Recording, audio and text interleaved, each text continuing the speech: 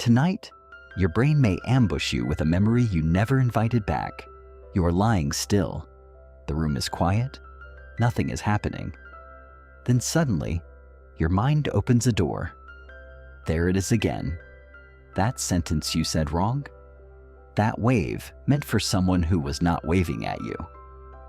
That moment when your face got hot, your voice changed, and time seemed to slow down just long enough for shame to remember every detail. It may have happened years ago. It may have lasted 5 seconds. The people around you may not remember it at all, but your brain remembers. Why? Why does your brain keep a private archive of awkward moments that should have disappeared long ago? The answer feels personal, but the real answer is far stranger. Your brain does not save embarrassing moments because they are important in the way you think they are. It saves them because embarrassment once had survival value. To your modern mind, embarrassment feels like a small social wound. To your ancient brain, it can look like danger. Long before classrooms, offices, elevators, group chats, and comment sections, your ancestors survived in groups. A group meant warmth, food, protection, warning, knowledge. Being accepted was not just nice, it was survival. A person pushed outside the group faced real danger, not just emotional danger, physical danger. So your brain learned to watch social signals very carefully. A smile mattered, a frown mattered, a laugh mattered, silence after you spoke mattered. And when something made you feel exposed, foolish, or rejected, your brain treated that moment as information worth saving. This is why embarrassment feels so sharp. It is not simple sadness. It is sadness with an audience. It is fear with eye contact. It is the feeling of being seen at the exact moment you wish you could disappear. The psychologist Mark Leary studied belonging, rejection, and self-esteem. His sociometer theory suggests that self-esteem works like an inner social meter. When you feel accepted, the meter rises. When you feel judged, embarrassed, or excluded, the meter drops. In plain English, your brain is not only asking, "Was that awkward?" It is asking, "Did that change my place here?" Most of the time, the answer is no. Nobody removed you from the group. Nobody remembered forever. Nobody built their life around your awkward 5 seconds. But the brain does not always wait for proof. It reacts quickly. It tags the memory. It says, "Store this." Because a tagged memory can become a rule. Do not say that again. Do not stand like that again. Do not risk that look again. This is how the brain turns embarrassment into a lesson. But sometimes, the lesson becomes too loud. Imagine a small guard inside your mind. Its job is to protect you from social danger. It watches conversations. It watches faces. It watches your tone. When everything goes smoothly, the guard relaxes. But when embarrassment happens, the guard panics. It pulls the alarm. It files the memory under important. Then later, when life becomes quiet, it opens the file again. Not because it hates you, because it thinks repetition equals protection. The neuroscientist James McGaugh studied how emotion affects memory. His work helped show that emotionally intense events are more likely to be remembered because stress chemicals can strengthen memory storage. In simple terms, when your body reacts strongly, your brain may press harder on the save button. That is why you may forget dozens of normal conversations, but remember one awkward sentence from years ago. The sentence was not more useful. It was more emotional. Your heart changed. Your stomach dropped. Your skin warmed. Your attention narrowed. Your brain noticed all of that and decided the moment mattered. Another part of this is the amygdala. Joseph Ledoux is known for research on fear and emotional processing. The amygdala helps your brain notice emotionally important things. A snake in the grass, an angry face, a sudden, loud sound, and sometimes a room full of people looking at you after you said something wrong. Your logical mind may know you are safe. Your emotional brain may still act like danger is present. That mismatch is why a cringe memory can create a real physical reaction.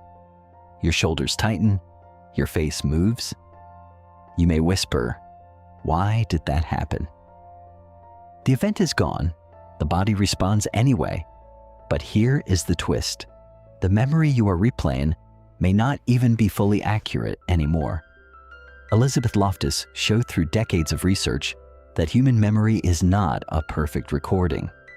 Memory can be reshaped by emotion, suggestion, and the act of remembering itself. In plain English, your brain is not a camera, it is a storyteller. Each time you revisit an embarrassing moment, your mind may rebuild it. It may make the silence longer.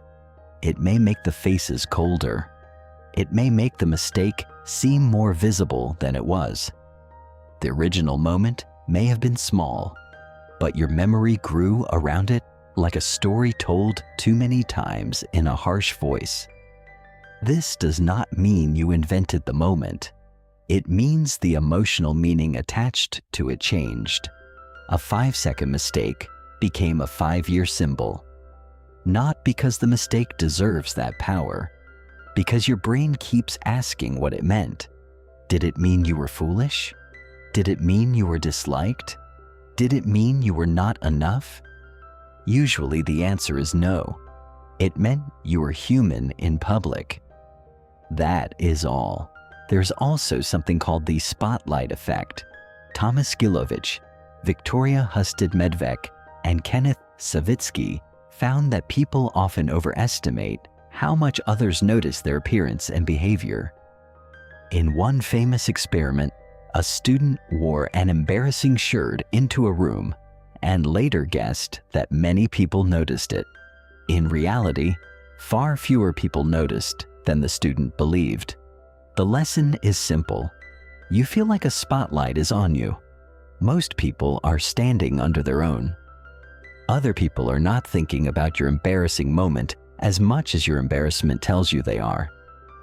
They are thinking about their own lives, their own mistakes, their own messages, their own awkward memories that appear at night.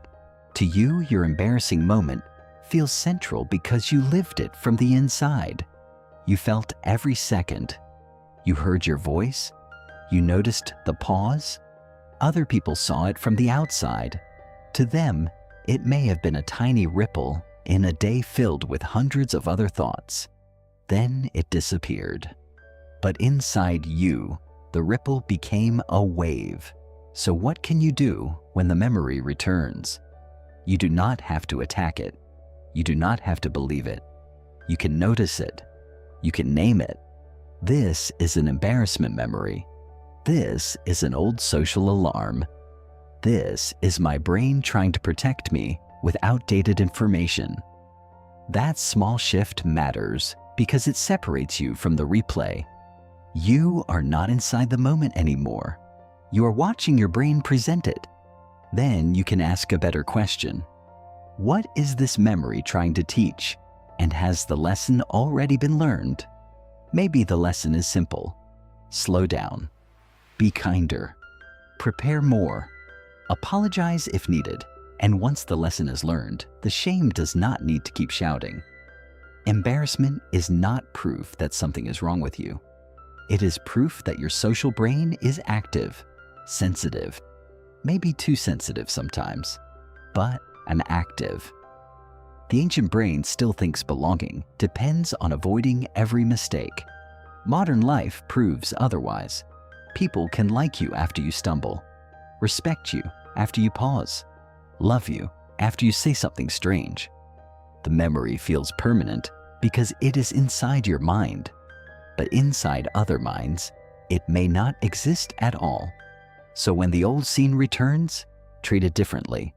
Not as a trial, not as proof, not as a final judgment, as a message from a brain that learned long ago to protect belonging at all costs. Your brain saved the moment because it thought it mattered. Now you get to decide how much it matters today. Tonight, if your brain ambushes you with a memory you never invited back, you may finally understand what it was trying to do.